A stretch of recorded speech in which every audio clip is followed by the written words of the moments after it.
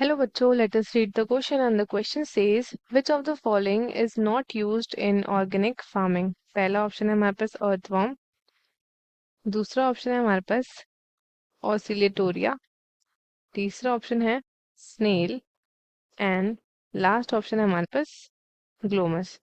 So first of all let us see the key concept। So जो key concept होगा हमारा that would be organic farming। Organic farming.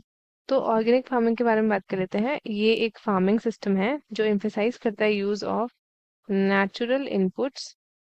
Natural inputs use करते हैं and processes जिससे हम manage कर सकते हैं क्रॉप्स को एंड लाइवस्टॉक को।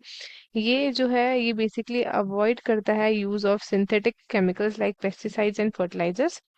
आइदर ये रिलाई करता है on the organic matter.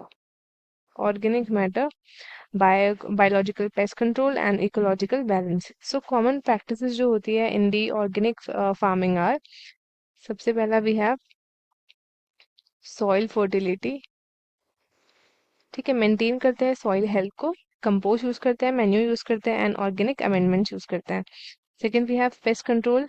Natural predators यहाँ पे यूज किया जाता है एंड बेनिफिशियल ऑर्गेनिजम्स यूज किया जाता है एंड बायोलॉजिकल कंट्रोल एजेंट्स यहाँ पे यूज किए जाते हैं for pest. Next we have is plant growth. ठीक है, प्लांट ग्रोथ की अगर हम बात करते हैं, सो जो प्लांट ग्रोथ है यहाँ पे हम इनकरेज करते हैं उसको एंड कैसे करते हैं, through natural processes like crop rotation. Crop rotation करवाते हैं, इंटरक्रॉपिंग करवाते हैं एंड यूज करते हैं माइक्रोराइजल फंजाई को। ठीक है, अब हम चलते हैं ऑप्शंस की तरफ। सबसे पहले हमको बोला है अर्थवर्म। अर्थवर्म जो होता है ना, they are highly beneficial in organic farming. ये इम्प्रूव करते हैं सॉइल का स्ट्रक्चर।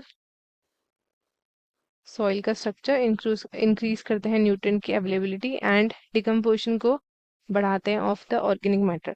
तो अर्थवर्म जो है आपका वाइडली यूज होता है ऑर्गेनिक फार्मिंग में, specially composting and soil improvement. तो ये तो नहीं होगा हमारा, है ना। हमसे पूछा भी जो the following is not used, नहीं जो यूज करता है और अर्थवर्म यूज होता है। सेकेंड ऑप्शन देखते हैं हम, ऑसिलेटोरिया। ऑसिलेटोरिया जो है आपका जीनस है of you can say blue green algae और साइनो बैक्टीरिया। ठीक है, कुछ स्पीशीज जो है आपका ऑसिलेटोरिया का ये यूज होता है इन ऑर्गेनिक फार्मिंग, पर्टिकुलरली आपका राइस पैडीज में। तो ये यूज किया जाता है, कुछ सर्टेन स्पीशीज यूज किया जाता है as bio fertilizers to enhance the fertility. अब हम बात करते हैं स्नेल की। तो स्नेल जो है typically they are not beneficial in organic farming, क्योंकि ये आपका कंसिडर करते हैं एज अ पेस्ट, क्योंकि ये फीड करते हैं ऑन वैरायटी ऑफ प्लांट्स जो कॉज करते हैं आपका डैमेज टू द प्लांट। ठीक है, अब हम बात करते हैं अबाउट ग्लोमस। ग्लोमस क्या होता है? ग्लोमस आपका कॉमनली यूज होता है in the organic farming as a bio fertilizer.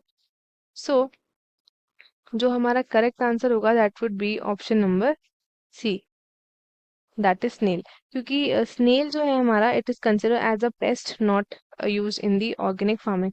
So correct answer क्या होगा हमारा? That would be option number C and बाकी के ऑप्शंस हो जाते हैं हमारे incorrect. That is option number सी, ये आपका करेक्ट होता है। तो स्टूडेंट्स आई होप आपको क्वेश्चन अच्छे से समझ में आया होगा। All the best and thank you.